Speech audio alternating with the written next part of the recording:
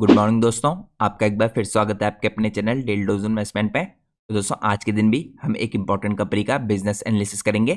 और जैसा आप सब लोग को मैं वीडियो की स्टार्टिंग में इन्फॉर्म करता हूँ, ये वीडियो पूरी तरीके से एजुकेशनल पर्पज से बनाई गई है। हम अपनी वीडियोज में किसी भी कंपनी के प्राइस के ऊपर या कंपनी के चार्ट्स के ऊपर कोई भी डिस्कशन नहीं करते हैं। तो यहाँ पे हमारा फोकस रहता है सिर्फ कंपनी के बिजनेस को समझने के लिए। और आप सब लोग को दोस्तों पता होना चाहिए, मैं कोई सेबी रजिस्टर्ड रिसर्च एनालिस्ट या फाइनेंशियल एडवाइजर नहीं हूँ। तो अगर आप मार्केट में कोई भी डिसीजन लेते हैं, उससे पहले आप लोग को अपने सेबी रजिस्टर्ड फाइनेंशियल एडवाइजर या रिसर्च एनालिस्ट की सलाह लेना बहुत जरूरी है। क्योंकि अगर आप किसी के भी रैंडम रिकमेंडेशन पे मार्केट में अपना डिसीजन लेंगे तो आप लोग को मार्केट में काफी हैवी लॉस उठाना पड़ सकता है। तो आज के दिन दोस्तों जिस इंपॉर्टेंट कंपनी के ऊपर हम डिटेल एनालिसिस करेंगे, उसके लिए जो मैं आपके सामने इन्फॉर्मेशन लाऊंगा, ये पूरी इन्फॉर्मेशन कंपनी की वेबसाइट या इन्वेस्टर प्रेजेंटेशन में से ली गई है। तो दोस्तों आज के दिन हम जिस कंपनी के बिजनेस को एनालाइज करेंगे, ये केमिकल कंपनी है। लेकिन यहाँ पे इसका बिजनेस थोड़ा यूनिक इसलिए है क्योंकि करंटली केमिकल कंपनी आप कह सकते हैं प्रॉक्सी है इस टाइम पे ईएमएस इंडस्ट्री की।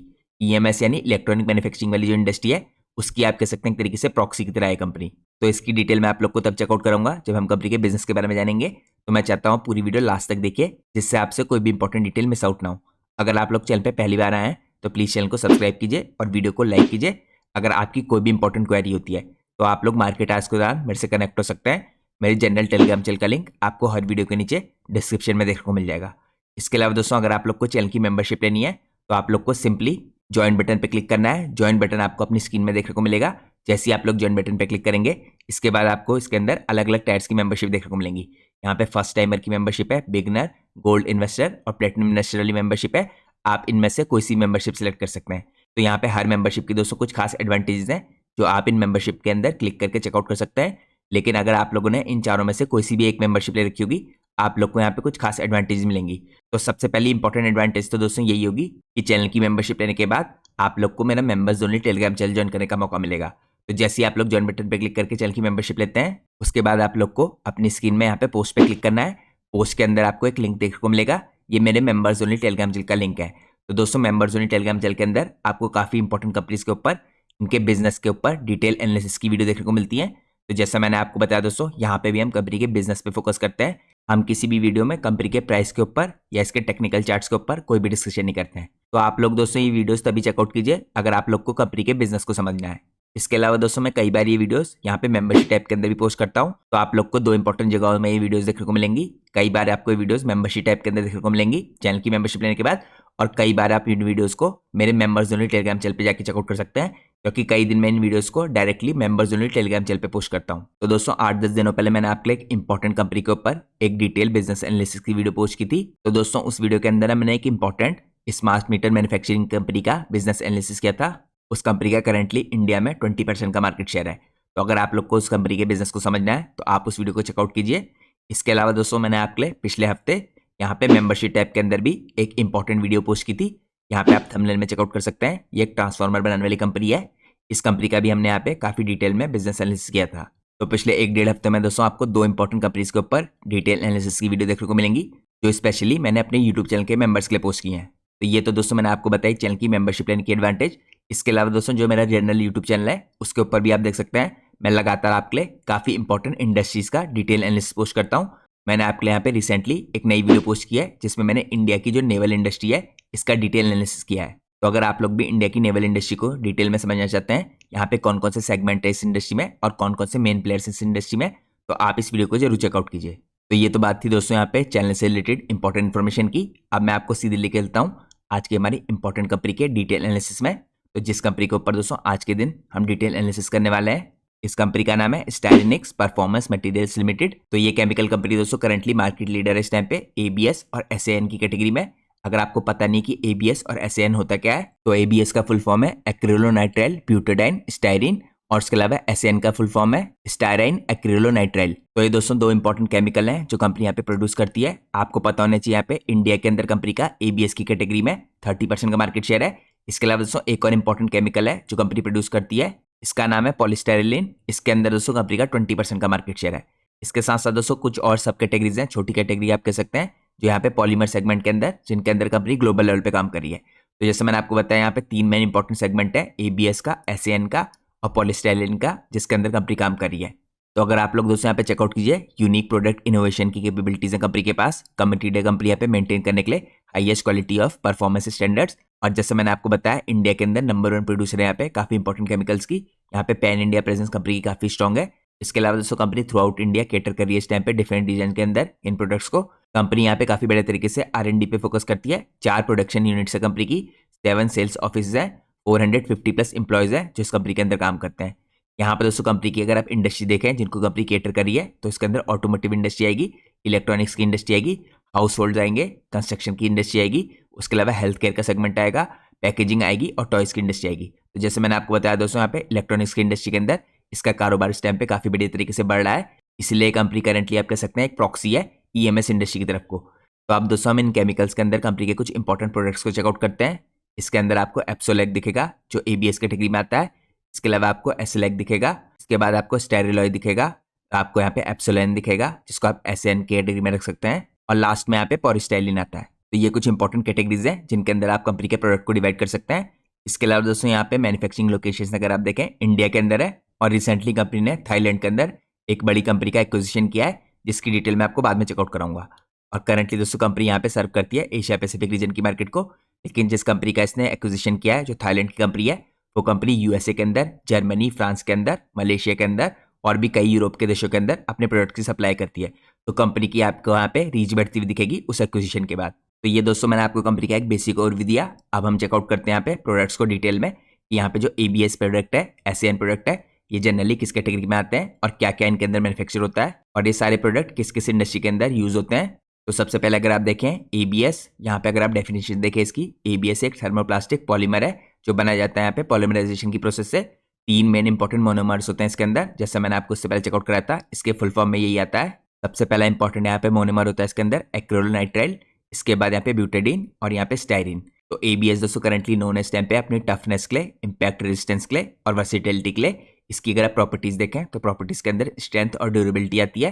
इसके अलावा हीट और केमिकल रेजिस्टेंस भी काफी स्ट्रॉन्ग होती है इस प्रोडक्ट की। एस्थेटिक अपील भी इसकी काफी अच्छी होती है। तो यहाँ पे इसको इजिली मोल्ड किया जा सकता है, काफी डिफरेंट तरह के कलर्स दिए जा सकते हैं और यहाँ पे जो इसकी फिनिश होती है काफी हाई क्वालिटी की सरफेस के अंदर काफी बड़े तरीके से अपीयरेंस देती है। अब दोस्तों मैं आपको यहाँ पे ABS की एप्लीकेशन चेकआउट कराता हूँ। तो यहाँ पे अगर आप देखें ऑटोमोटिव इंडस्ट्री के अंदर डैशबोर्ड्स में, इसके कंपोनेंट्स में, बम्पर्स में और इंटीरियर ट्रिम्स के अंदर इनका यूज होता है। इलेक्ट्रॉनिक्स इंडस्ट्री में housing for devices like laptops, keyboards और फोन केसिंग के अंदर इनका यूज होता है। कंज्यूमर गुड्स में टॉयज हो गए, लेगो ब्रिक्स हो गई, अप्लायंसेज हो गई और लगेज हो गए, इसके अंदर इनका यूज होता है। इंडस्ट्रियल यूज में इसके पाइप होते हैं, फिटिंग होती है और प्रोटेक्टिव गियर होते हैं। तो इस हिसाब से दोस्तों ABS प्रोडक्ट है, यहाँ पे कंपनी एप्सोलेक कैटेगरी के अंदर रिलीज करती है। तो आप कह सकते हैं ABS के अंदर कंपनी इस ब्रांड नेम के अंदर प्रोडक्ट निकालती है और ये इस टाइम पे करंटली यूज होता है डिफरेंट इंडस्ट्री में, यहाँ पे ऑटोमोटिव, इलेक्ट्रॉनिक्स और हेल्थ केयर के अंदर। और जैसा मैंने आपको वीडियो के स्टार्टिंग में इन्फॉर्म किया था, ABS की कैटेगरी के अंदर इंडिया में कंपनी का 30% का मार्केट शेयर है। अब हम चलते हैं यहाँ पे दोस्तों दूसरे इंपॉर्टेंट प्रोडक्ट में कंपनी जो बनाती है। तो दूसरा इंपॉर्टेंट कंपनी का प्रोडक्ट है यहाँ पे PS, जिसे आप पॉलीस्टाइरीन कह सकते हैं। PS का यहाँ पे 20% का कंपनी का मार्केट शेयर है। ये एक वर्सेटाइल सिंथेटिक पॉलीमर है जो बनाया जाता है यहाँ पे मोनोमर स्टाइरीन से। ये एग्जिस्ट करता है दोस्तों 2 मेन फॉर्म्स में, general purpose polystyrene, general purpose polystyrene जिसे आप GPPS कह सकते हैं, और हाई इंपैक्ट पॉलीस्टाइरीन जिसे हम HIPS कह सकते हैं।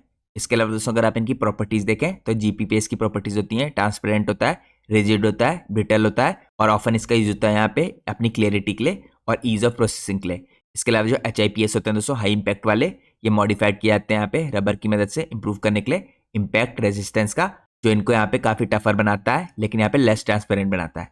इसके अलावा दोस्तों यहाँ पे एक और प्रॉपर्टी होती है इनकी, कॉस्ट इफेक्टिव होते हैं, रिलेटिवली इनएक्सपेंसिव होते हैं और ईजी होती है इनकी मैन्युफैक्चरिंग। अब हम चेकआउट करते हैं दोस्तों इसकी एप्लीकेशन। अगर आप लोग इसकी एप्लीकेशन देखें तो यहाँ पे पैकेजिंग इंडस्ट्री के अंदर क्या यूज होता है, यहाँ पे डिस्पोजेबल कटलरी के अंदर, फूड कंटेनर्स के अंदर, फोम्स पैकेजिंग के अंदर, जैसे एग्जांपल के रूप में स्टायरोफोम हो गया, इसी तरीके से यूज में आते हैं। इसके बाद यहाँ पे कंज्यूमर गुड्स हो गए दोस्तों, जिसके अंदर CD केसेस हो गए, अप्लायंसेस हाउसिंग हो गई, उसके अलावा टॉयज हो गए, इनके अंदर भी इनकी एप्लीकेशन होती है। मेडिकल में आपको पेट्री डिशेस के अंदर, डायग्नोसिस कंपोनेंट के अंदर, लैब इक्विपमेंट के अंदर इनका यूज होता हुआ दिखेगा। इसके अलावा कंस्ट्रक्शन के अंदर, इंसुलेशन मटेरियल में, डेकोरेटिव मोल्डिंग के अंदर इनका यूज होता है। तो आप कह सकते हैं स्टायरीनिक इस टाइम पे जो पॉलीस्टाइरीन मैन्युफैक्चर करता है, यहाँ पे पैकेजिंग, इंसुलेशन और डिस्पोजेबल प्रोडक्ट्स के अंदर यूज होता है। अब दोस्तों हम चेकआउट करते हैं कंपनी का third important product. Third important product है यहाँ पे SAN, जिसे आप स्टायरीन एक्रोलोनाइट्राइल कह सकते हैं। यहाँ पे SAN प्रोडक्ट दोस्तों इस टाइम पे कोपोलीमर होता है, ये बनाया जाता है स्टायरीन और एक्रोलोनाइट्राइल द्वारा। ये ट्रांसपेरेंट होता है, रिजिड होता है और हीट रेजिस्टेंस होता है। इसके अंदर एक्सीलेंट केमिकल रेजिस्टेंस होता है और डायमेंशनल स्टेबिलिटी होती है। तो यहाँ पे अगर आप इसकी मेन प्रॉपर्टीज देखें तो आपको यहाँ पे ट्रांसपेरेंसी दिखेगी, 95% ट्रांसपेरेंसी होती है इसमें। इसके अलावा केमिकल रेजिस्टेंस होती है इसमें काफ़ी स्ट्रॉन्ग, हाई स्टिफनेस और रिजिडिटी होती है। इसके अलावा हीट रेजिस्टेंस भी होती है। तो ये कुछ इंपॉर्टेंट इसकी आप प्रॉपर्टीज देख सकते हैं। इसके बाद दोस्तों अगर आप इसकी एप्लीकेशन देखें तो आपको सिमिलर एप्लीकेशन दिखेगी यहाँ पे, जैसे आपको ABS की दिखी थी, यहाँ पे इलेक्ट्रॉनिक्स के प्रोडक्ट में यूज होता है, जैसे जैकेटिंग के लिए यहाँ पे एयर कंडीशनर इम्पेलर्स की, डायल स्विचेस की, इंडस्ट्रियल बैटरी स्विचेस की, हाउस होल्ड के अंदर, रेफ्रिजरेटर कंपोनेंट्स के अंदर, कॉस्मेटिक पैकेजिंग के अंदर और किचन वेयर में यूज होता है, स्टेशनरी और नोवेल्टीज के अंदर, यहाँ पे पेन्स में, उसके अलावा रूलर्स में, डेकोरेटिव आइटम्स में यूज होता है, लाइटनिंग के अंदर आपको डिफ्यूजर और कवर्स में ड्यू टू ट्रांसपेरेंसी इसका यूज होता हुआ दिखेगा। इसके अलावा इंडस्ट्रियल एप्लीकेशन में आपको डिफरेंट कंपोनेंट्स जिनके अंदर ड्यूरेबिलिटी चाहिए होती है और केमिकल रेजिस्टेंस चाहिए होती है, उनमें इनका यूज होता है। और लास्टली यहाँ पे हेल्थ केयर के अंदर डायग्नोस्टिक जो लैबवेयर होते हैं और मेडिकल डिवाइसेस कंपोनेंट होते हैं, उनके अंदर इनका यूज होता है। तो इस हिसाब से दोस्तों मैंने आपको यहाँ पे 3 मेन प्रोडक्ट जो कंपनी बनाती है, इसकी प्रॉपर्टीज और एप्लीकेशन चेकआउट कराई। और जैसा मैंने आपको बताया ABS के अंदर 30% का कंपनी का मार्केट शेयर है और PS कैटेगरी के अंदर यहाँ पे 20% का मार्केट शेयर है। अब हम चेकआउट करते हैं दोस्तों यहाँ पे रिसेंटली कंपनी में क्या चेंजेस हुए हैं। अगर आप देखें यहाँ पे पेंडेमिक के बाद से कुछ इंपॉर्टेंट कंपनी ने चेंजेस किए हैं। सबसे पहले अगर आप 19 से 20 के बीच में देखें तो कंपनी ने यहाँ पे अपनी कैपेसिटी को काफी बड़े तरीके से इंक्रीज किया है। इसके बाद नवंबर 22 में जो शिव ग्रुप था दोस्तों, जो लीड किया गया था यहाँ पे राकेश अग्रवाल द्वारा, इसने एक्वायर किया यहाँ पे 62.73% का इक्विटी स्टेक इसमें।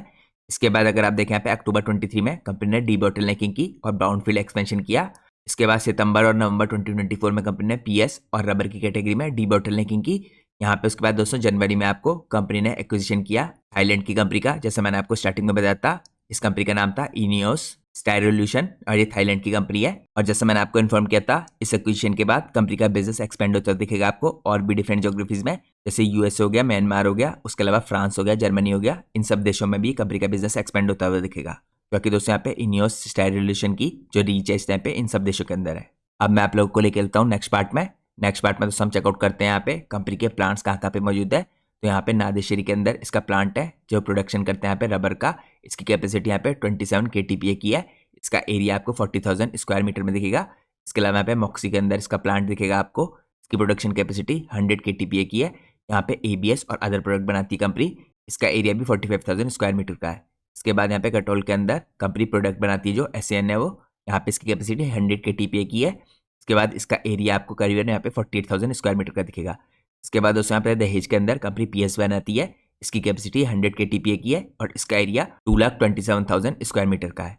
इस हिसाब से आपको काफी डिफरेंट जगह पे 4 इंपॉर्टेंट जगह में कंपनी के प्लांट दिखेंगे। इन्हीं प्लांट्स में दोस्तों कंपनी ने यहाँ पे रिसेंटली डीबॉटलनेकिंग की है, तो जिसके कारण आपको आने वाले टाइम में कंपनी की जो कैपेसिटी है वो काफी बड़े तरीके से इंक्रीज होती दिखेगी। अब हम चलते हैं नेक्स्ट पार्ट में। नेक्स्ट पार्ट में हम चेकआउट करते हैं थाईलैंड के अंदर जो कंपनी का प्लांट है, इसके अंदर कौन कौन से इंपॉर्टेंट प्रोडक्ट बन रहे हैं। तो इसके अंदर दोस्तों आपको ABS, SAN और रबर बनता हुआ दिखेगा। ये कंपनी ने रिसेंटली एक्विजिशन किया है, जिससे मैंने आपको चेकआउट कराया था। इसके अंदर अगर आप कैपेसिटी देखें ABS की तो 85 KT की है, यहाँ पे SAN की 100 KT की है और रबर की 31 KT की है। इसका एरिया आपको 69,160 स्क्वायर मीटर के अंदर दिखेगा। अब हम चलते हैं नेक्स्ट पार्ट में।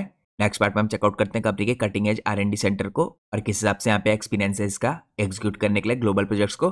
तो सबसे पहले अगर आप देखें दोस्तों यहाँ पे R&D सेंटर कंपनी ने स्टैब्लिश किया था यहाँ पे 1995 में। इसके बाद कंपनी ने यहाँ पे R&D के थ्रू फोकस किया रबर रिसर्च में, कलर को डेवलप करने के लिए, इस तरह की एक्टिविटीज में, नए प्रोडक्ट के डेवलपमेंट में और कस्टमर रिलेशन को डेवलप करने के लिए। इसके बाद 3rd नंबर पे आपको NABL का सर्टिफिकेशन मिलता हुआ दिखेगा, कंपनी को ISO का सर्टिफिकेशन मिलता हुआ दिखेगा। इस सर्टिफिकेशन लेने के बाद दोस्तों कंपनी की रिलायबिलिटी और ऑथेंटिसिटी बढ़ी। इसके अलावा कंपनी ने यहाँ पे यूनिक प्रोडक्ट इनोवेशन किया अपनी कैपेबिलिटीज के थ्रू। इसके बाद कंपनी ने कंटिन्यूसली यहाँ पे इंटरेक्शन किया कस्टमर के साथ अंडरस्टैंड करने के लिए परफॉर्मेंस नीड को, और इसी बेसिस पे यहाँ पे फॉर्मुलेशन किया नए ग्रेड्स के प्रोडक्ट का।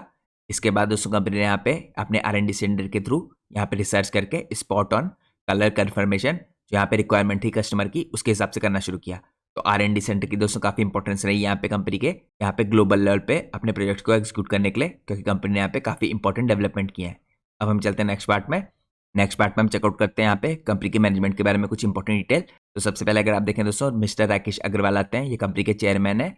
इनके पास करंटली यहाँ पे केमिकल इंजीनियरिंग की डिग्री है। इसके अलावा इन्होंने पढ़ा यहाँ पे स्टीवंस इंस्टीट्यूट ऑफ टेक से। इनको एक्सपीरियंस यहाँ पे 4 डेकेड का, तो काफी एक्सपीरियंस चेयरमैन है दोस्तों, 40 ईयर का इनको एक्सपीरियंस है। इसके अलावा यहाँ पे दूसरे इंपॉर्टेंट मेंबर आते हैं जो मैनेजिंग डायरेक्टर है राहुल A अग्रवाल। इनके पास बैचलर डिग्री है केमिकल इंजीनियरिंग में मिशिगन यूनिवर्सिटी से, और इन्होंने MBA किया है हार्वर्ड बिजनेस स्कूल से। इनको दोस्तों यहाँ पे 23 साल का एक्सपीरियंस है यहाँ पे केमिकल मैन्युफैक्चरिंग के अंदर काम करने का। इसके बाद यहाँ पे जॉइंट मैनेजिंग डायरेक्टर आते हैं विशाल R अग्रवाल। इनके पास भी दोस्तों काफ़ी स्ट्रॉन्ग एक्सपीरियंस है 25 ईयर्स का यहाँ पे केमिकल मैन्युफैक्चरिंग के अंदर। इसके बाद यहाँ पे एक और इंपॉर्टेंट मेंबर आते हैं रविशंकर। ये भी दोस्तों काफ़ी बड़े तरीके से एक्सपीरियंस रखते हैं। इन्होंने ग्रेजुएशन किया था केमिकल इंजीनियरिंग में आंध्रा यूनिवर्सिटी से और इनको यहाँ पे 45 साल का एक्सपीरियंस है स्टेरेनिक पॉलीमर्स के अंदर। तो यहाँ पे दोस्तों जो होल टाइम डायरेक्टर हैं ये सबसे ज़्यादा एक्सपीरियंस दिखते हैं, लेकिन बाकी भी जो मेंबर है देखिए जो इसके चेयरमैन है उनको 40 साल का एक्सपीरियंस है। इसके अलावा मैनेजिंग डायरेक्टर हैं जो इनको 23-25 साल का एक्सपीरियंस है और कंपनी के जो होल टाइम डायरेक्टर हैं इनको 45 साल का एक्सपीरियंस है। तो काफ़ी एक्सपीरियंस है आपको मैनेजमेंट दिखता है यहाँ पे कंपनी का। इसके अलावा दोस्तों यहाँ पे कुछ और इंपॉर्टेंट देखिए जैसे इंडिपेंडेंट डायरेक्टर हैं मिलिंद मेहता, इनको 3 डेकेड का एक्सपीरियंस है। प्रेम कुमार तनेजा हैं जो इंडिपेंडेंट डायरेक्टर, इनको 40 साल का एक्सपीरियंस है गवर्नेंस और बिजनेस मैनेजमेंट में। इसके अलावा पीएन प्रसाद हैं, इनको 37 साल का एक्सपीरियंस है, ये भी इंडिपेंडेंट डायरेक्टर हैं। और राधिका नाथ हैं, इनको 30 साल का एक्सपीरियंस है, ये भी इंडिपेंडेंट डायरेक्टर हैं। तो यहाँ पे आपको जो पूरा बोर्ड ऑफ डायरेक्टर्स दिखेगा ये बहुत ज़्यादा हाईली एक्सपीरियंस दिखेगा। अब हम चलते हैं नेक्स्ट पार्ट में। नेक्स्ट पार्ट में हम चेकआउट करते हैं यहाँ पे जो प्रोडक्ट कंपनी बना रही है इसकी एप्लीकेशन कहाँ कहाँ पे आती है। तो जैसा दोस्तों मैंने आपको बताया सबसे पहले एप्लीकेशन इसकी है यहाँ पे ऑटोमोटिव के अंदर, इलेक्ट्रॉनिक्स के अंदर, हेल्थ केयर के अंदर, कंस्ट्रक्शन के अंदर, हाउस होल्ड में, टॉय स्पोर्ट्स और लीजर के प्रोडक्ट में और पैकेजिंग के अंदर। तो आप लोग दोस्तों यहाँ पे देख सकते हैं स्पेशली इलेक्ट्रॉनिक्स के अंदर कंपनी डिफरेंट डिफरेंट जगह पे प्रोडक्ट बना रही है इंपॉर्टेंट। आपको यहाँ पे वॉशिंग मशीन के अंदर, टीवीज के अंदर और यहाँ पे प्रिंटर्स के अंदर इस तरह से इंपॉर्टेंट प्रोडक्ट में इनका यूज होता हुआ दिखेगा। इसके अलावा यहाँ पे आपको थर्मोमीटर जैसे इंपॉर्टेंट प्रोडक्ट में इनका यूज होता हुआ दिखेगा। डिफरेंट तरह की दोस्तों हेल्थ केयर में जो मशीन चाहिए होती है इनके अंदर इनका यूज होता है। इसके अलावा चाहे एसी हो गए, फ्रिज हो गए, इनके अंदर भी इसके इंपॉर्टेंट प्रोडक्ट का यूज होता है। अब हम चलते हैं अपने एनालिसिस के नेक्स्ट पार्ट में। नेक्स्ट पार्ट में दोस्तों हम चेकआउट करते हैं यहाँ पे एप्लीकेशन किस किस साइड को रही है स्पेसिफिक प्रोडक्ट की। तो यहाँ पे अगर आप देखें डिफरेंट तरह से ऑटोमोटिव इंडस्ट्री के अंदर चाहे कार्स हो गई, बाइक्स हो गई, यहाँ पे कार्स के अंदर डैशबोर्ड्स हो गए, इनके अंदर इनका यूज हो रहा है। हेलमेट्स के अंदर इनका यूज हो रहा है। तो यहाँ पे कौन से प्रोडक्ट मेनली इसके अंदर यूज हो रहे हैं, तो यहाँ पे इंपॉर्टेंट प्रोडक्ट है एबीएस जो कंपनी की ब्रांड है स्नैप पे, एप्सोलेक इसके अंदर आते हैं, इनका यूज हो रहा है। इसके बाद दोस्तों हम चेकआउट करते हैं यहाँ पे डिफरेंट एप्लीकेशन दूसरे प्रोडक्ट की। तो यहाँ पे जो एबीएस की दूसरी एप्लीकेशन है एप्सोलेक की, ये आपको होती हुई दिखेगी यहाँ पे रेफ्रिजरेटर्स के अंदर, वॉशिंग मशीन के अंदर, वैक्यूम क्लीनर्स के अंदर, मिक्सर ग्राइंडर्स के अंदर, जूसर्स के अंदर और इस तरह से टॉयज के अंदर। तो यहाँ पे दूसरी इंपॉर्टेंट एप्लीकेशन है। इसके बाद अगर आप चेकआउट कीजिए यहाँ पे एप्सोलेक की एसएन की एप्लीकेशन, ये आपको वाटर प्यूरिफायर्स के अंदर होती दिखेगी। यहाँ पे जो मिक्सर ग्राइंडर्स होते हैं इनके अंदर होती हुई दिखेगी, यहाँ पे पेन्स के अंदर होती हुई दिखेगी। तो इस हिसाब से इनकी एप्लीकेशन हो रही है। इसके बाद अगर आप चेकआउट कीजिए दोस्तों यहाँ पे एसएन कैटेगरी के अंदर और भी जगह इनकी एप्लीकेशन होती हुई दिख रही है आपको कॉस्मेटिक के डिफरेंट डिफरेंट प्रोडक्ट्स में। इसके बाद अगर आप चेकआउट कीजिए यहाँ पे जीपीपीएस है, यहाँ पे जो स्टैडनिक्स ब्रांड के अंदर आते हैं, इसकी एप्लीकेशन भी आपको यहाँ पे डिफरेंट तरह के प्लास्टिक वाले मटेरियल्स के अंदर होती हुई दिखेगी। ये कंपनी बनाती है। यहाँ पे दोस्तों फ्रिजेस के अंदर भी जो देखिए अलग अलग ब्लॉक्स होते हैं, इनके अंदर जो इंपॉर्टेंट प्रोडक्ट लगते हैं ये भी कंपनी मैन्युफैक्चर करती है। अब हम चलते हैं नेक्स्ट पार्ट में। नेक्स्ट पार्ट में हम देखते हैं यहाँ पे HIPS प्रोडक्ट जो यहाँ पे स्टेडनिक्स ब्रांड के अंदर आते हैं। इनकी एप्लीकेशन आपको एसी के अंदर, फ्रिजेस के अंदर, कूलर्स के अंदर होती हुई दिखेगी। यहाँ पे वैक्यूम क्लीनर्स के अंदर होती हुई दिखेगी और डिफरेंट तरह के यहाँ पे जो बॉक्सेस होते हैं इनके अंदर होती हुई दिखेगी। हम चलते हैं नेक्स्ट प्रोडक्ट में। नेक्स्ट ब्रांड आपको यहाँ पे दिखेगी एसएलएक और स्टाइरलॉय। इसमें आपको कार्स के अंदर इनका एप्लीकेशन होती हुई दिखेगी, जैसे लो ग्रिल हो गई, यहाँ पे फॉग कवर हो गए और उसके अलावा यहाँ पे डैशबोर्ड हो गया कार का, इसके अंदर भी इसकी एप्लीकेशन होती है। अब हम चलते हैं नेक्स्ट पार्ट में। नेक्स्ट पार्ट में हम देखते हैं यहाँ पे कौन कौन से इंपॉर्टेंट क्लाइंट है डिफरेंट इंडस्ट्री में जिनको कंपनी सर्व करी है। तो ऑटोमोटिव इंडस्ट्री के अंदर दोस्तों कंपनी सर्व करी है हीरो को, होंडा को, बजाज को, टीवीएस, ओला, यामाहा, एथर को। इसके अलावा ऑटोमोटिव के अंदर यहाँ पे मारुति सुजुकी को, टाटा को, महिंद्रा को, अशोक लेलैंड को भी सप्लाई करी है। इसके अलावा आपको यहाँ पे हाउस होल्ड एप्लीकेशन के अंदर सप्लाई करती हुई दिखेगी कंपनी एलजी को, सैमसंग को, हायर को, गोदरेज को, डैकिन को, हेवेल्स को, आईबीएफ को। इसके बाद हाउस होल्ड के अंदर कुछ और इंपॉर्टेंट कंपनी है जिनको कंपनी सप्लाई करी है, जिसके अंदर ओरिएंट, क्रॉम्पटन आती है, यहाँ पे कैंट आती है, यूरेका आती है और फोर्ब्स आती है। कंपनी फ्लेयर को, लिंक को, लेक्सी को, विन को, यहाँ पे ऑस्टन को, उसके अलावा स्टड्स को, स्टीलबर्ड को, वेगा को, तो सारी जो आपको मेन हेलमेट की ब्रांड दिखेगी इन सबको सप्लाई करती हुई दिख रही है। इसके अलावा यहाँ पे कई और इंपॉर्टेंट दोस्तों OEMs है, यानी ओरिजिनल इक्विपमेंट मैन्युफैक्चरर्स, इनको भी कंपनी सप्लाई कर रही है। तो आप लोग यहाँ पे क्लियरली देख सकते हैं, चाहे ऑटोमोटिव इंडस्ट्री हो गई, यहाँ पे इलेक्ट्रॉनिक्स की इंडस्ट्री हो गई या स्टेशनरी हेलमेट की इंडस्ट्री हो गई, यहाँ पे भी काफी बेहतरीन तरीके से डाइवर्सिफाइड काफी बड़े बड़े कस्टमर्स को कंपनी इंपॉर्टेंट प्रोडक्ट यहाँ पे मैन्युफैक्चर करके सप्लाई कर रही है। अब मैं आप लोग को लेकर चलता हूँ नेक्स्ट पार्ट में। नेक्स्ट पार्ट में हम चेकआउट करते हैं जो इंडिया की मार्केट है उसमें करंटली किस हिसाब से ग्रोथ देखने को मिल रही है आपको। ऑटोमोटिव में, लार्ज हाउस होल्ड अप्लायंसेज में, स्मॉल एप्लीकेशन यूटिलिटी आइटम में। तो यहाँ पे अगर आप देखें दोस्तों पॉलीमर की डिमांड आपको काफी अच्छी आती दिख रही है 6 to 7% की। ऑटो इंडस्ट्री के अंदर जो 2 व्हीलर्स हैं इसके अंदर आपको ग्रोथ दिख रही है 5% की। 4 व्हीलर्स में आपको ग्रोथ दिख रही है यहाँ पे 4% की और यहाँ पे प्रीवियस ईयर में भी सिमिलर ग्रोथ रही है। लार्ज अप्लायंसेज के अंदर दोस्तों जैसे रेफ्रिजरेटर आते हैं यहाँ पे 5% के आसपास ग्रोथ दिख रही है। इसके बाद आपको एसी में 9% की दिख रही है, यहाँ पे वॉशिंग मशीन में 6% की दिख रही है और ये सब आपको होते हुए दिखा है ओवर लास्ट FY Q4। साथ में कंपनी कई और अलग मिसलेनियस इंडस्ट्री को सर्व करती है। उसके अंदर आपको यहाँ पे करीबन 9% के आसपास की ईयर ऑन ईयर बेस पे ग्रोथ आती हुई दिख रही है। तो डिफरेंट डिफरेंट प्रोडक्ट के अंदर दोस्तों कंपनी यहाँ पे आपको काफी अच्छी ग्रोथ दिखा रही है। इसके बाद दोस्तों हम चलते हैं नेक्स्ट पार्ट में। यहाँ पे देखिए आउटलुक को लेके मैनेजमेंट ने कुछ इंपॉर्टेंट कमेंट्री दी है। मैनेजमेंट का कहना है कि यहाँ पे कुछ कैटेगरी में आपको जो डिमांड है थोड़ी म्यूटेड दिखेगी। तो सबसे पहले दोस्तों यहाँ पे आपको प्रोडक्शन कम होता हुआ दिखेगा एसी इंडस्ट्री में, क्योंकि करंटली रिडक्शन आया है जिस टाइम पे गर्मी पड़ी थी उसमें। तो इसके बाद यहाँ पे आपको एसी के प्रोडक्शन में ड्रॉप होता हुआ दिखेगा। हाउस होल्ड इंडस्ट्री के अंदर दोस्तों आपका जो परफॉर्मेंस है अक्रॉस डिफरेंट प्रोडक्ट ये दिखेगी करीबन यहाँ पे 4 से 6% के आसपास की। इसके अलावा पॉलीमर की जो डिमांड है ये ग्रो होगी 6% के आसपास ईयर ऑन ईयर बेस पे। इसके अलावा दोस्तों अगर आप इंडस्ट्री के आउटलुक में 4 व्हीलर को देखें तो यहाँ पे मार्केट सेंटीमेंट थोड़ा लो है ड्यू टू वॉर सिचुएशन और यूएस के जो टैरिफ है इसके कारण यहाँ पे एक्सपेक्ट किया रहा है लेस प्रोडक्शन होगा यहाँ पे पर्टिकुलरली Q1 और Q2 के आसपास। तो ऑटो 2 व्हीलर्स दोस्तों करेंटली लीड कर रहे हैं यहाँ पे ओईएम्स को सेल्स में। इसके बाद दोस्तों 2 व्हीलर की कैटेगरी में यहाँ पे जो लीडिंग ओईएम्स है इनकी सेल भी रिड्यूस हुई है और यहाँ पे जो फोरकास्ट है यहाँ पे काफी कंपनियों का यहाँ पे फ्लैट ग्रोथ का है। इसके बाद यहाँ पे मिसलेनियस आइटम हो गए दोस्तों, जैसे यहाँ पे स्मॉल अप्लायंसेस हो गए, स्टेशनरी हो गई, पैकेजिंग हो गई, यूटिलिटी आइटम हो गए। ये एक्सपेक्ट कर रहे हैं यहाँ पे 2 से 3% की growth due to less summer season effect, इसके अलावा पुअर मार्केट सेंटीमेंट और प्राइसेस यहाँ पे डिक्रीज हुए हैं और ये ट्रेंड आपको एक आध क्वार्टर में कंटिन्यू होता दिख सकता है। तो यहाँ पे आप कह सकते हैं मैनेजमेंट ने क्लियरली कहा है जो मार्केट का आउटलुक है यहाँ पे अप्रैल से जून के बीच में स्पेशली ये थोड़ा म्यूटेड लगता है, लेकिन यहाँ पे इंडस्ट्री ओवरऑल ग्रो करती हुई दिखेगी आपको।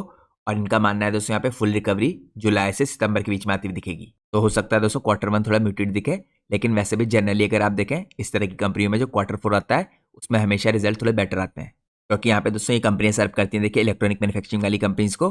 और यहाँ पे आप सब लोग को पता है जो यहाँ पे फेस्टिवल सीजन होता है या स्पेशली यहाँ पे जो दिवाली का टाइम होता है या मैरिज का सीजन होता है उस टाइम पे आपको इस तरह के प्रोडक्ट्स की सेल बढ़ती हुई दिखती है। इसी कारण से दोस्तों जनरली जो इलेक्ट्रॉनिक मैन्युफैक्चरिंग वाली कंपनी होती है उसमें आपको Q4 के रिजल्ट बेटर दिखते हैं। तो ये मैंने आप लोग को FY25-26 के Q1 का आउटलुक चेकआउट करा है जो मैनेजमेंट ने दिया है। अब हम चलते हैं नेक्स्ट पार्ट में। नेक्स्ट पार्ट में हम चेकआउट करते हैं यहाँ पे कंपनी की प्रेजेंस। तो जैसे मैंने आपको बताया करंटली कंपनी मार्केट लीडर है ABS और SAN में इंडिया के अंदर ग्रो कर रही है। इसके अलावा कंपनी यहाँ पे पॉलीस्टीरीन के अंदर, इसके अलावा कई और डिफरेंट ब्रांड्स हैं और पॉलीमर सेगमेंट है जिनके अंदर कंपनी प्रोडक्ट बना रही है।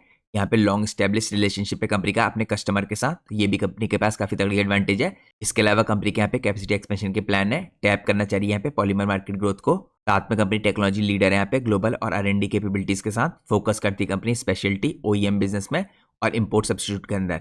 इसके अलावा स्ट्रॉन्ग बैलेंस शीट है कंपनी की, एक्सपीरियंस मैनेजमेंट टीम है कंपनी के पास। जैसे मैंने आपको इनिशियल चेकआउट कराया था कंपनी के जो चेयरमैन है उन्हें 40 साल से अधिक एक्सपीरियंस है। अब दोस्तों मैं आप लोगों को लेकर चलता हूँ नेक्स्ट पार्ट में। नेक्स्ट पार्ट में हम चेकआउट करते हैं कंपनी के फाइनेंशियल्स को। सबसे पहले हम चेकआउट करते हैं कंपनी का क्वार्टरली परफॉर्मेंस कैसा रहा है। तो दोस्तों Q4 के जो रिजल्ट आए कंपनी के उसमें अगर आप कंपनी की सेल्स देखें ईयरली बेस पे यहाँ पे आपको 57% का इंक्रीज दिखेगा, तो काफी बड़े तरीके से कंपनी की सेल्स इंक्रीज हुई है। इसके अलावा अगर आप पिछले क्वार्टर के मुकाबले इस क्वार्टर को देखें तो यहाँ पे भी आपको काफी अच्छा इंक्रीज आता हुआ दिख रहा है। दिसंबर 2024 में दोस्तों 691 करोड़ की कंपनी की सेल्स थी जो इंक्रीज होकर मार्च 25 में 940 करोड़ की हुई है। इसके अलावा कंपनी के एबिट में 21% का इंक्रीज आया है। तो दोस्तों आपको बहुत यहाँ पे ईयरली बेस पे और क्वार्टरली बेस पे इंक्रीज आता हुआ दिख रहा है। इसके अलावा अगर आप नेट प्रॉफिट देखें कंपनी के इनमें 14% का इंक्रीज हुआ है। यहाँ पे नेट प्रॉफिट 47 करोड़ से 56 करोड़ हो गए हैं पिछले क्वार्टर के मुकाबले इस क्वार्टर में। इसके अलावा कंपनी का अर्निंग पर शेयर देखें इसमें भी 14% का इंक्रीज आया है। यहाँ पे 28 रुपीज से लगभग 32 रुपीज का होता हुआ दिख रहा है आपको। इस हिसाब से दोस्तों कंपनी का जो Q4 का परफॉर्मेंस है ये काफी अच्छा दिखता है। अब दोस्तों हम चेकआउट करते हैं किस हिसाब से यहाँ पे कंपनी के मार्जिन में चेंज आ रहे हैं। तो अगर आप यहाँ पे करंटली चेकआउट कीजिए कंपनी की सेल्स तो लगातार बढ़ी है, यहाँ पे स्पेशली दोस्तों सेल्स इंक्रीज हुई है पिछले क्वार्टर के मुकाबले इस क्वार्टर में। इससे पहले सेल्स थोड़ी स्लोली इंक्रीज हो रही थी, लेकिन यहाँ पे दिसंबर 24 में 691 करोड़ की जो सेल्स थी ये इंक्रीज होकर 940 करोड़ की हो गई है। इसके अलावा दोस्तों यहाँ पे हल्के से देखिए मार्जिन में आपको डिप आता हुआ दिख रहा है, स्पेशली पिछले 2 क्वार्टर में यहाँ पे 15% से मार्जिन गिर के करीबन 11% के हुए, फिर यहाँ पे करंटली मार्च में 9% के होते हुए दिख रहे हैं आपको। लेकिन अगर आप लोग दोस्तों ओवरऑल चेकआउट करेंगे तो कंपनी के मार्जिन यहाँ पे ईयर ऑन ईयर बेस पे 12% के आसपास इंक्रीज होकर स्टेबल हो रहे हैं।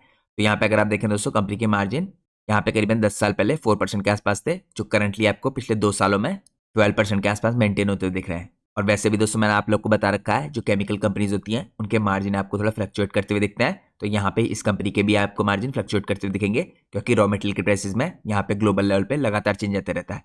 लेकिन ओवरऑल आपको ये इंपॉर्टेंट चीज देखनी चाहिए कभी भी किसी कंपनी को एनालाइज करने में कि यहाँ पे कंपनी ईयरली बेस पे अपने मार्जिन को किस हिसाब से मेंटेन कर पा रही है कि नहीं। अब दोस्तों यहाँ पे मार्जिन से रिलेटेड मैं आपको कुछ और इंपॉर्टेंट इन्फॉर्मेशन दिखाता हूँ कि यहाँ पे मार्जिन में आपको ऐसा इंपैक्ट देखने को कैसे मिल रहा है कि मार्जिन में इतना फ्लक्चुएशन क्यों आ रहा है। तो यहाँ पे अगर आप सबसे पहले चेकआउट करें इसके कुछ इंपॉर्टेंट कारण है दोस्तों। सबसे इंपॉर्टेंट आपको कारण दिखेगा यहाँ पे रॉ मटेरियल कॉस्ट की वोलेटिलिटी।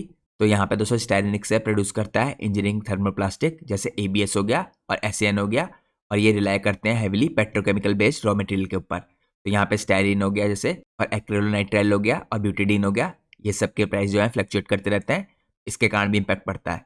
इसके अलावा दोस्तों फ्लक्चुएशन जो होता है ग्लोबल क्रूड ऑयल के प्राइसेस में, या फिर जो सप्लाई चेन में डिस्रप्शन आता है यहाँ पे जियोपॉलिटिकल इवेंट्स के चलते, जैसा आप करंटली भी देख रहे हैं काफी डिफरेंट तरह के इवेंट्स हो रहे हैं ग्लोबल लेवल पे, ये सब भी लीड करते हैं इस टाइम पे वॉलिटिलिटी रॉ मटेरियल की कॉस्ट की। इसके अलावा हायर इनपुट कॉस्ट होता है, तो यहाँ पे स्पेसिफिक जो क्वार्टर्स होते हैं उनके अंदर आपको जो कंपनी के ऑपरेटिंग प्रॉफिट मार्जिन है इनमें थोड़ा कंप्रेशन दिखता है। और ये कंप्रेशन दोस्तों आपको तब भी दिख सकता है जब कंपनी की ओवरऑल जो सेल्स की वॉल्यूम है वो ग्रो कर रही हो। तो यहाँ पे दोस्तों कई बार ऐसा होता है जो स्पाइक होता है यहाँ पे स्टेरिन के प्राइसेस में, ये पर्टिकुलर क्वार्टर्स में, ये रिड्यूस करता है यहाँ पे कंपनी के मार्जिन को, और कंपनी इस कॉस्ट को यहाँ पे फुली पास ऑन नहीं कर पाती है, तो इसका इंपैक्ट आपको ऑपरेटिंग प्रॉफिट मार्जिन में दिखता है। अब हम चलते हैं दोस्तों नेक्स्ट पार्ट में, यहाँ पे हम चेकआउट करते हैं क्या क्या इंपॉर्टेंट इंपैक्ट और होते हैं। तो यहाँ पे एक और इंपॉर्टेंट इंपैक्ट होता है दोस्तों सीजनल डिमांड के वेरिएशंस का। यहाँ पे जनरली आप देखेंगे जो डिमांड होती है एबीएस की और यहाँ पे पॉलीस्टीरीन प्रोडक्ट्स की, ये जनरली आपको दिखेगी यहाँ पे डिफरेंट तरह की इंडस्ट्री में, जैसे ऑटोमोटिव इंडस्ट्री हो गई, कंज्यूमर ड्यूरेबल की इंडस्ट्री हो गई, और पैकेजिंग की इंडस्ट्री हो गई, और इन इंडस्ट्रीज के अंदर आपको सीजनलिटी दिखती है। इसके अलावा दोस्तों यहाँ पे जो क्वार्टरली बेस पे देखें जो डिमांड है वो लोअर रहती है थोड़ी सी। एग्जाम्पल के रूप में अगर आप कंपनी की पास हिस्ट्री देखें तो यहाँ पे Q3 FY24 में आपको ऑपरेटिंग प्रॉफिट मार्जिन थोड़ा नीचे की तरफ जाते हुए दिखेंगे, जिसके कारण यहाँ पे आपको रिड्यूस होती दिखी थी यहाँ पे प्राइसिंग पावर, जिसके कारण आपको कंपनी के मार्जिन लोअर होते दिखे थे, जबकि कंपनी की जो सेल्स ग्रोथ है वो मेंटेन रहती। इसके अलावा दोस्तों यहाँ पे ऑपरेशनल कॉस्ट और इन्वेस्टमेंट है, इसका भी इंपैक्ट पड़ता है। कंपनी ने देखिए अंडरटेक किया यहाँ पे स्ट्रेटेजिक इनिशिएटिव, और कंपनी ने यहाँ पे रिसेंटली एक इंपॉर्टेंट एक्विजिशन किया है। तो ये एक्विजिशन दोस्तों थाईलैंड की एक इंपॉर्टेंट कंपनी का है जिसका नाम है इनियोस स्टाइल्यूशन। तो यहाँ पे रिवर्स मर्जर हुआ था, ये इन्वॉल्व कर रहा था दोस्तों यहाँ पे 772 मिलियन के आसपास TBH का, ये थाईलैंड की करेंसी है। तो यहाँ पे लोन ट्रांसफर हुआ था। तो यहाँ पे दोस्तों जो वन टाइम कॉस्ट है रिलेटेड टू एक्विजिशन, साथ में इंटीग्रेशन या कैपेसिटी एक्सपेंशन, एग्जांपल के रूप में जो मैन्युफैक्चरिंग फैसिलिटी है गुजरात के अंदर, ये टेम्परेरी यहाँ पे इंक्रीज कर सकती है ऑपरेशनल एक्सपेंसेस, और स्पेसिफिक क्वार्टर्स में आपको यहाँ पे कंपनी के ऑपरेटिंग प्रॉफिट मार्जिन में इंपैक्ट पड़ता दिख सकता है। तो इन सब चीज़ों को भी आपको अपने ध्यान में रखना है। अब हम चलते हैं नेक्स्ट पार्ट में। नेक्स्ट पार्ट में दोस्तों आप यहाँ पे देख सकते हैं जो प्रोडक्ट मिक्स होता है और प्राइसिंग प्रेशर होता है, ये भी इंपैक्ट डालता है यहाँ पे ऑपरेटिंग प्रॉफिट मार्जिन में। तो स्टाइरिन नेक्स्ट ऑपरेट करता है 2 सेगमेंट में, स्पेशलिटी और पॉलीस्टाइरिन के। तो यहाँ पे दोस्तों शिफ्ट है इस टाइप पे प्रोडक्ट मिक्स में towards lower margin products. Example के रूप में जो पॉलीस्टाइरिन है यहाँ पे पैकेजिंग में यूज होता है, और सर्टेन क्वार्टर्स में ये रिड्यूस कर सकता है यहाँ पे ऑपरेटिंग प्रॉफिट मार्जिन। और सिमिलरली यहाँ पे जो हायर मार्जिन के स्पेशलिटी प्रोडक्ट होते हैं जैसे ABS हो गया, अगर ये डोमिनेट करेगा किसी क्वार्टर में तो यहाँ पे आपको जो ऑपरेटिंग प्रॉफिट मार्जिन है एग्जाम्पल के रूप में जो Q2 FY24 में दिखा था आपको 15.13% के रहे थे। तो ये इन्फॉर्मेशन दोस्तों मैं आपको खाली समझाने के लिए बता रहा हूँ कि किस हिसाब से कौन सी चीजें कंपनी के ऑपरेटिंग प्रॉफिट मार्जिन में इंपैक्ट डाल सकती है। तो यहाँ पे प्रोडक्ट मिक्स या प्राइसिंग प्रेशर आता है, तो आपको यहाँ पे मार्जिन ऊपर या लोअर की साइड को दोनों की तरफ को जाते हुए देख सकते हैं। इसके अलावा दोस्तों यहाँ पे एक और इंपॉर्टेंट प्रेशर आ सकता है कॉम्पिटिटिव प्रेशर। यहाँ पे आपको पता होना चाहिए पेट्रोकेमिकल सेक्टर जो है इसके अंदर काफी इंपॉर्टेंट पीयर्स भी हैं, जैसे इस कंपनी का पीयर है यहाँ पे भंसाली इंजीनियरिंग पॉलीमर्स और सुप्रीम पेट्रोकेम। यहाँ पे लिमिट कर सकते हैं कंपनी की एबिलिटी को मेंटेन करने के लिए कंसिस्टेंट प्राइसिंग। अब यहाँ पे दोस्तों किस चीज़ का इंपैक्ट और पड़ता है कंपनी के मार्जिन पे, अगर आप चेकआउट करें तो यहाँ पे माइक्रो इकोनॉमिक और उसके अलावा इंडस्ट्रियल फैक्टर्स होते हैं, इनका भी इंपैक्ट पड़ता है। जो पेट्रोकेमिकल सेक्टर होता है दोस्तों सेंसिटिव होता है ग्लोबल इकोनॉमिक कंडीशन से। एग्जाम्पल के रूप में अगर स्लो डाउन आता है यहाँ पे की एंड यूजर इंडस्ट्रीज में, जैसे ऑटोमोटिव या कंज्यूमर इलेक्ट्रॉनिक्स की इंडस्ट्री हो गई, तो यहाँ पे आपको डिमांड भी रिड्यूस होती दिखेगी, प्राइसिंग पावर भी इस टाइम पे जाती हुई दिखेगी इसके हाथ से, क्योंकि दोस्तों इन इंडस्ट्रीज में जब स्लो डाउन आता है तो यहाँ पे कंपनी की प्राइसिंग पावर भी कम होती है। इसके अलावा दोस्तों कंपनी का जो एनुअल ग्रोथ रेट है आपको यहाँ पे 23.47% का दिखेगा FY25 में, जिसने आउट परफॉर्म किया था यहाँ पे कंपनी के पिछले 3 साल की CAGR को, जो यहाँ पे आपको 7.82% की दिख रही है। ये इंडिकेट कर रहा है दोस्तों कि स्ट्रॉन्ग ओवरऑल ग्रोथ दिख रही है, लेकिन यहाँ पे पोटेंशियली क्वार्टरली इनकंसिस्टेंसी दिख सकती है, और ये सारी इनकंसिस्टेंसी इन्हीं कारणों से आती है जो मैंने आपको यहाँ पे चेकआउट करा है। तो अब लास्टली यहाँ पे कंक्लूजन के रूप में मैं आपको दोबारा से बता दूं, यहाँ पे आपको केमिकल कंपनीज के अंदर यही ध्यान देना है कि क्वार्टरली लेवल पे आपको ऑपरेटिंग प्रॉफिट मार्जिन में इंपैक्ट पड़ता दिख सकता है, यहाँ पे despite year on year basis पे जो स्टेबिलिटी होती है इसके बाद भी। और ये मोस्ट लाइकली यहाँ पे ड्रिवन होता है दोस्तों कॉम्बिनेशन से कुछ इंपॉर्टेंट चीज़ों के, वॉल्टिलिटी यहाँ पे रॉ मटेरियल प्राइसेस की, यहाँ पे जो कॉस्ट होती है इनके कारण, इसके अलावा सीजनल जो डिमांड के फ्लक्चुएशन होते हैं इनके वजह से, operational expenses related to acquisition या एक्सपेंशन इनके कारण, यहाँ पे जो शिफ्ट आता है दोस्तों प्रोडक्ट मिक्स में प्राइसिंग प्रेशर में इसके कारण। तो ये सारे फैक्टर काफी इंपॉर्टेंट तरीके से इंपैक्ट करते हैं और शॉर्ट टर्म में यहाँ पे वेरिएबिलिटी ला सकते हैं कंपनी की मार्जिन में। लेकिन यहाँ पे दोस्तों कंपनी की ओवरऑल देखिए जो ग्रोथ दिख रही है आपको, वॉल्यूम ग्रोथ, ये काफी स्ट्रॉन्ग दिख रही है, और कंपनी ने रिसेंटली डिबॉटलनेकिंग की है, अपनी ऑपरेशनल एफिशिएंसी पे कंपनी ध्यान दे रही है, तो ये इंश्योर करेगा एनुअल बेसिस पे जो ऑपरेटिंग प्रॉफिट मार्जिन है ये स्टेबल रहे अराउंड 12%। ये कंपनी के मैनेजमेंट ने अपनी कमेंट्री में कहा है, जो इसकी Q4 की कॉन कॉल थी उसके अंदर। ये सारी इंपॉर्टेंट इन्फॉर्मेशन दोस्तों मैं आपको डिटेल में लास्ट में चेकआउट कराऊंगा। जब मैं आप लोगों को कंपनी की कॉन कॉल की हाईलाइट्स चेकआउट कराऊंगा। अब हम चलते हैं नेक्स्ट पार्ट में। नेक्स्ट पार्ट में हम चेकआउट करते हैं दोस्तों कंपनी की करंटली मार्केट कैप और उसके वैल्यूएशंस। करंटली कंपनी की मार्केट कैप 5594 करोड़ की है। तो अभी दोस्तों एक स्मॉल कैप कंपनी है, स्टॉक का पी 23.8 का है। इंडस्ट्री का पी अगर आप देखेंगे तो इंडस्ट्री का प्राइस टू अर्निंग रेशियो 31.6 का है। तो इंडस्ट्री के मुकाबले आपको इसका पी काफी लोअर दिखेगा 23.8 का। Return on capital employed company का 29.4 का है। रिटर्न ऑन इक्विटी 24.9 का है। और यहाँ पे डेट टू इक्विटी की कोई प्रॉब्लम नहीं दिख रही है। और यहाँ पे डेट टू इक्विटी रेशियो 0.17 का है, यानी डेट से रिलेटेड कोई प्रॉब्लम नहीं है कंपनी में। अब हम चलते हैं नेक्स्ट पार्ट में। नेक्स्ट पार्ट में हम चेकआउट करते हैं यहाँ पे कंपनी की बैलेंस शीट को। तो बैलेंस शीट के अंदर अगर आप देखिए दोस्तों कंपनी के रिजर्व लगातार बढ़ रहे हैं और कंपनी की जो बोरिंग्स हैं काफी लो हैं। कंपनी के रिजर्व देखिए यहाँ पे करीबन 705 करोड़ से एक साल के अंदर ग्रो करके 1150 करोड़ के हो गए हैं। और यहाँ पे कंपनी की बोरिंग थोड़ी सी बढ़ी है, 18 करोड़ से 193 करोड़ की हुई है। लेकिन ओवरऑल रिजर्व के मुकाबले बोरिंग्स काफी कम है, जिसके कारण कंपनी का डेट टू इक्विटी रेशियो आपको काफी लो दिख रहा है। इसके अलावा दोस्तों लगातार कंपनी के फिक्स एसेट बढ़ रहे हैं। यहाँ पे 295 करोड़ से कंपनी के फिक्स एसेट बढ़ के 863 करोड़ हुए हैं। तो ये भी काफी पॉजिटिव बात है। अब हम चलते हैं नेक्स्ट पार्ट में। नेक्स्ट पार्ट पे हम चेकआउट करते हैं कंपनी के कैश फ्लोज को। तो यहाँ पे कैश फ्रॉम ऑपरेटिंग एक्टिविटी में अगर आप देखें तो यहाँ पे 2 साल के अंदर कंपनी के कैश फ्लो आपको पॉजिटिव दिखेंगे। कैश फ्रॉम ऑपरेटिंग एक्टिविटी में आपको यहाँ पे जो मार्च 2024 में दिखेगा कैश ऑपरेटिंग एक्टिविटी से 216 करोड़ का दिखेगा। मार्च 25 में 54 करोड़ का दिखेगा। इसके अलावा दोस्तों यहाँ पे नेट कैश फ्लो आपको पॉजिटिव दिख रहा है इस साल, जो पिछले साल नेगेटिव था। पिछले साल नेगेटिव 48 करोड़ था और इस साल पॉजिटिव यहाँ पे 43 करोड़ का दिख रहा है आपको। तो यहाँ पे कैश फ्लो भी आपको कंपनी के पॉजिटिव दिख रहे हैं। अब हम चलते हैं नेक्स्ट पार्ट में। नेक्स्ट पार्ट में हम चेकआउट करते हैं यहाँ पे कंपनी के कुछ की रेशियोज। यहाँ पे दोस्तों आपको इन्वेंट्री डेज थोड़े बढ़ते हुए दिख रहे हैं, तो आपको उनको क्लोजली मॉनिटर करना है। इसके अलावा अगर आप देखें कैश कन्वर्जन साइकिल ये हल्का सा बढ़ा है, 58 डेज से 81 डेज का हुआ है। वर्किंग कैपिटल साइकिल भी हल्का सा बढ़ा है, 64 डेज से 76 डेज का हुआ है। तो इन आंकड़ों को भी आप लगातार ट्रैक करते रहिए Q1 और Q2 में। अब हम चलते हैं नेक्स्ट पार्ट में। नेक्स्ट पार्ट में हम चेकआउट करते हैं यहाँ पे कंपनी के शेयर होल्डिंग पैटर्न को। तो शेयर होल्डिंग पैटर्न के अंदर दोस्तों जो प्रमोटर की होल्डिंग है देखिए यहाँ पे 46% के आसपास स्टेबल है पिछले 4-5 क्वार्टर से। अगर आप यहाँ पे FIIs की होल्डिंग देखें तो ये थोड़ी सी डिक्रीज हुई है। FIIs की होल्डिंग यहाँ पे 3.37% की थी लास्ट क्वार्टर में, यहाँ पे डिक्रीज होकर 2.48% की हुई है। लेकिन यहाँ पे पिछले 3 क्वार्टर से लगातार DIs की होल्डिंग बढ़ रही है। और अगर आप लोग स्पेशली पिछले 1 साल के अंदर देखें तब तो काफी आपको ह्यूज इंक्रीज दिख रहा है। अगर आप यहाँ पे मार्च 24 में देखें तो DIs की होल्डिंग यहाँ पे करीबन 5% के आसपास थी, 4.99% की प्रिसाइजली। इसके बाद ये बढ़ के 10.58% की हुई जून में, फिर 10.26% के आसपास थी। इसके बाद दिसंबर में बढ़ के 11.29% की हुई और करंटली यहाँ पे इंक्रीज होकर 12.51% की हुई है। तो यहाँ पे दोस्तों पिछले 3 क्वार्टर में तो आपको लगातार इंक्रीज दिख रहा है। और अगर आप लोग एग्जैक्टली मार्च 25 के मुकाबले मार्च 24 में देखें तो यहाँ पे 4.99% से इंक्रीज होकर 12.51% की हो गई है। अब मैं आपको लेके चलता हूँ आज के एनालिसिस के नेक्स्ट पार्ट में। यहाँ पे हम चेकआउट करेंगे दोस्तों कंपनी के कॉन कॉल के नोट्स यहाँ पे मई 2025 के। इसके अंदर देखिए सबसे पहले मैं आपको चेकआउट कराऊंगा मैनेजमेंट ने क्या इंपॉर्टेंट इन्फॉर्मेशन दी है। तो यहाँ पे मैनेजमेंट ने क्या रखा है, जो थाईलैंड का एक्विजिशन था दोस्तों इसके अंदर कंपनी का परफॉर्मेंस काफी बड़े तरीके से रहा है पहले क्वार्टर में। यहाँ पे कंपनी ने एक्विजिशन था जो कंप्लीट किया था रिसेंटली Q4 में। और यहाँ पे जो थाईलैंड का प्लांट था दोस्तों Q4 के अंदर, इनके अंदर अगर आप वॉल्यूम देखेंगे तो 17,000 से 18,000 टन की दिखेगी सेल्स। यहाँ पे लेस देन 2.5 मंथ के अंदर पोस्ट एक्विजिशन। तो ये वेरी हाई है दोस्तों कैपेसिटी यूटिलाइजेशन के मुकाबले। ये वैलिडेट करती है यहाँ पे एसेट की कैपेबिलिटीज को। इसके अलावा दोस्तों आप लोग को एक और इंपॉर्टेंट चीज ध्यान में रखनी है। यहाँ पे जो थाईलैंड का एक्विजिशन था इससे फायदा क्या होगा कि यहाँ पे एक्विजिशन करने के बाद कंपनी की जो एक्सपोर्ट की मार्केट है ये इंक्रीज होगी। क्योंकि यहाँ पे दोस्तों जो कंपनी है इंपॉर्टेंट थाईलैंड की इनियोस स्टाइरुलेशन यहाँ पे एक्सपोर्ट करती है, 50% एक्सपोर्ट करती है अपने थाईलैंड प्लांट से। इसका आउटपुट यहाँ पे एक्सपोर्ट होता है चाइना के अंदर, जापान के अंदर, कोरिया के अंदर, वियतनाम में और इंडोनेशिया में। इसके अलावा दोस्तों यहाँ पे जो एबिटा मार्जिन रहे हैं पहले क्वार्टर में, अभी तो क्योंकि 2.5 मंथ का ही एक्सपोर्ट हुआ है तो यहाँ पे 4.1% के आपको एबिटा मार्जिन दिख रहे हैं पहले क्वार्टर में एक्विजिशन के बाद। और कंपनी का ये कहना है कि इससे पहले के जो सारे क्वार्टर थे ये आपको रेड में दिख रहे थे। तो यहाँ पे काफी पॉजिटिव बात है दोस्तों कि एक्विजिशन करने के बाद यहाँ पे 2.5 महीने के अंदर ही एबिटा मार्जिन पॉजिटिव आए हैं। तो काफी बड़ा चेंज है और ये वेलकमिंग चेंज है इस टाइम पे कंपनी के यहाँ पे थाईलैंड के बिजनेस के लिए। इसके अलावा दोस्तों यहाँ पे आउटलुक से रिलेटेड भी मैनेजमेंट ने कुछ इंपॉर्टेंट कमेंट्री की है। मैनेजमेंट का ये कहना है कि इनका आउटलुक काफी पॉजिटिव है, लेकिन करंटली रिफ्रेन कर रहे हैं यहाँ पे कोई भी फॉरवर्ड गाइडेंस देने से।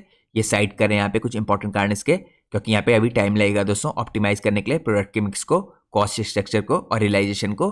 लेकिन आपने अभी से देख लिया होगा दोस्तों पॉजिटिव कंट्रीब्यूशन आना शुरू हो गया है, क्योंकि जो थाईलैंड का बिजनेस था इसने पहले क्वार्टर के अंदर ही 2.5 महीनों में 17,000 से 80,000 टन की सेल्स कर दी है। और ये मैं आप लोग को यहाँ पे वॉल्यूम के कॉन्टेक्स्ट में बता रहा हूँ।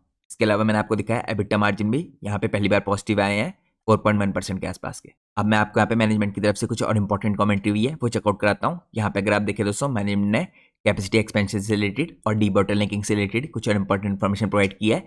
ये स्पेशली प्रोवाइड की इन्फॉर्मेशन इंडिया के जो ऑपरेशन है इनके कॉन्टेक्स्ट में। तो करंटली दोस्तों जो कंबाइंड कैपेसिटी है इस टाइम पे 2 लाख टन्स की है और यहाँ पे FY26 में ABS और PS की मिला के आपको डीबॉटलनेकिंग के कारण ये कैपेसिटी बढ़ती हुई दिखेगी।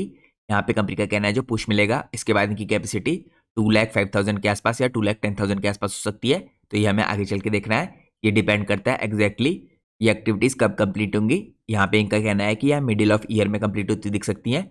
इसके अलावा दोस्तों यहाँ पे वॉल्यूम ग्रोथ की जो पोटेंशियल है देखिए मैनेजमेंट यहाँ पे एक्सपेक्ट कर रहा है वॉल्यूम ग्रोथ 10% की ओवर FY25। तो यहाँ पे पिछले साल के मुकाबले 10% की वॉल्यूम ग्रोथ और दिखेगी। इसके अलावा यहाँ पे सब्जेक्ट टू डिमांड और सक्सेसफुल डीबॉटलनेकिंग इस पे भी डिपेंड करता है कि यहाँ पे किस हिसाब से ग्रोथ और आगे आ सकती है कि नहीं। इसके अलावा दोस्तों ABS की जो कैपेसिटी है इसके अंदर भी कंपनी एक्सपेंशन करने वाली है यहाँ पे 50 KT का।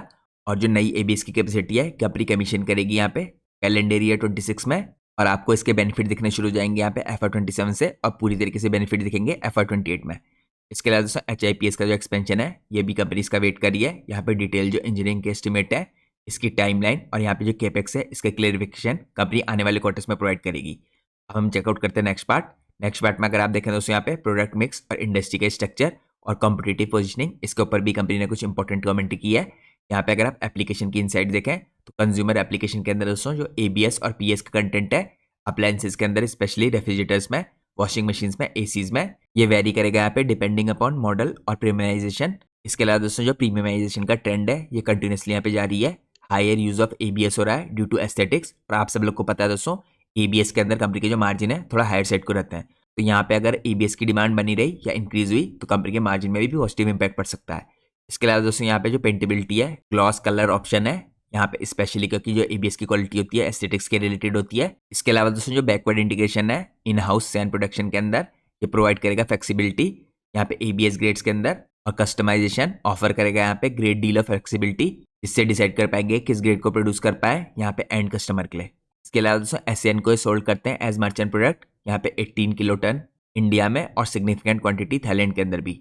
अब यहाँ पे दोस्तों लास्टली मैनेजमेंट का जो टोन है और आउटलुक है ये चेकआउट करते हैं। यहाँ पे मैनेजमेंट काफी कॉन्फिडेंट और प्रोएक्टिव लग रहा है। तो मैनेजमेंट का कहना है कि काफी कॉन्फिडेंट है इस टाइम पे डिमांड को लेके, कैपेसिटी यूटिलाइजेशन को लेके और एबिलिटी को अपनी यहाँ पे ग्रो करने की वॉल्यूम्स को। तो कंपनी पहले भी एबल रही है यहाँ पे इफेक्टिवली प्रोड्यूस करने के लिए मोर और कंपनी पूरा सेल कर पाई है जो भी प्रोड्यूस किया इन्होंने यहाँ पे। इसके अलावा दोस्तों डिसिप्लिन एक्सपेंशन कर रही है कंपनी, कैपेसिटी एक्सपेंशन यहाँ पे जो कर रही है कंपनी ये प्रीपोन्ड बेसिस पे कर रही है ऑन मार्केट डिमांड की विजिबिलिटी। तो मैनेजमेंट यहाँ पे कैपेसिटी एक्सपेंशन इसलिए कर रहा है क्योंकि फ्यूचर में इनको डिमांड दिख रही है। मैनेजमेंट इसके अलावा केयरफुल भी है दोस्तों इस टाइम पे ओवर कमिट करने के लिए, फॉरवर्ड लुकिंग स्टेटमेंट देने के लिए। तो यहाँ पे हम मॉनिटर करेंगे कि Q1 में FY26 के और Q2 में कंपनी का परफॉर्मेंस कैसा रहता है, स्पेशली दोस्तों यहाँ पे रिगार्डिंग थाईलैंड बिजनेस। इसके अलावा कंपनी फोकस कर रही है यहाँ पे प्रोडक्ट के कस्टमाइजेशन पे, कस्टमर रिलेशनशिप को डेवलप करने के लिए, लेवरेज करने के लिए बैकवर्ड इंटीग्रेशन स्पेशली SAN के अंदर, जिससे कंपनी अपने मार्जिन को डिफेंड कर पाए और मार्केट शेयर को यहाँ पे इंक्रीज कर पाए स्पेशली अगेंस्ट इंपोर्ट। इसके अलावा दोस्तों जैसे मैंने आपको इससे पहले भी चेकआउट कराया था जो यहाँ पे थाईलैंड का इंटीग्रेशन हुआ है, एक्विजिशन किया इन्होंने थाईलैंड के अंदर। इस प्लांट में आपको यहाँ पे साइन जो है पॉजिटिव दिख रहे हैं क्योंकि मैनेजमेंट यहाँ पे पोटेंशियल दिखता है सिग्निफिकेंट यहाँ पे वैल्यू क्रिएशन की। लेकिन यहाँ पे ये भी रिकॉग्नाइज कर रहे हैं कि इनको इनिशियली ऑप्टिमाइज करना है ऑपरेशंस को और प्रोडक्ट मिक्स को। तो इस प्लांट को एक्वायर करने से पहले दोस्तों इस प्लांट के अंदर से जो प्रोडक्शन और था वो नेगेटिव ही दिख रहा था, लेकिन यहाँ पे पहली बार आपको एक्विजिशन के बाद 4% के EBITDA मार्जिन दिख रहे हैं कंपनी के। और ये प्रोडक्शन के आंकड़े दोस्तों यहाँ पे 2.5 महीने के एक्विजिशन के बाद। हो सकता है आने वाले टाइम में आपको यहाँ पे प्रोडक्शन और भी काफी बड़े तरीके से इंक्रीज होता हुआ दिखे। ये आंकड़े हमें पूरी तरीके से या थोड़े बेटर तरीके से Q1 में या Q2 में दिखेंगे। साथ में जो ABS की डिमांड है वो कैसी रहती है उस पर भी डिपेंड करेगा कि कंपनी के मार्जिन यहाँ पे इंप्रूव होते हैं या क्वार्टरली बेसिस पे थोड़े से कम होते हैं। तो इन सब चीज़ों को आपको अपने ध्यान में रखना है। साथ में मैंने आपको ये भी दिखा दिया दोस्तों किस हिसाब से कंपनी 60 to 70 करोड़ खर्च करने वाली है इस साल के अंदर यहाँ पे डीबॉटलनेकिंग करने के लिए और एक्सपेंशन करने के लिए। तो आपको इन सब चीज़ों को भी ट्रैक करना है। और जैसा कि मैंने आपको दोस्तों वीडियो की स्टार्टिंग में इन्फॉर्म किया था ये वीडियो पूरी तरीके से एजुकेशनल पर्पज से बनाई गई है। यहाँ मैंने आपको जो भी इंपॉर्टेंट इन्फॉर्मेशन दी है ये कंपनी की इन्वेस्टर प्रेजेंटेशन में से दी है या फिर मैंने यहाँ पे जो कंपनी की कॉन कॉल थी यहाँ पे कंपनी ने जो फाइलिंग की थी एक्सचेंजेस को उसमें जो इंपॉर्टेंट इन्फॉर्मेशन थी वो प्रोवाइड की है। साथ में मैंने आपको पहले भी बता दिया है हम अपनी किसी भी वीडियो में कंपनी के प्राइस के ऊपर या यहाँ पे टेक्निकल चार्ट्स के ऊपर कोई भी डिस्कशन नहीं करते हैं। हमारा पूरा फोकस कंपनी के बिजनेस को समझने के लिए रहता है। और दोस्तों मैं कोई भी सेबी रजिस्टर्ड रिसर्च एनालिस्ट या फाइनेंशियल एडवाइजर नहीं हूँ। तो अगर आपको मार्केट में कोई भी डिसीजन लेना है उससे पहले आप लोग को अपने सेबी रजिस्टर्ड फाइनेंशियल एडवाइजर या रिसर्च एनालिस्ट की सलाह लेना बहुत जरूरी है, क्योंकि अगर आप किसी के भी रैंडम रिकमेंडेशन पे डिसीजन लेंगे तो आपको मार्केट में काफी हैवी लॉस उठाना पड़ सकता है। तो मैं होप करता हूँ आप लोग को आज की वीडियो पसंद आई होगी। अगर आप लोग को आज की वीडियो पसंद आई है तो प्लीज वीडियो को लाइक कीजिए और चैनल को सब्सक्राइब कीजिए। Thanks for watching guys, take care.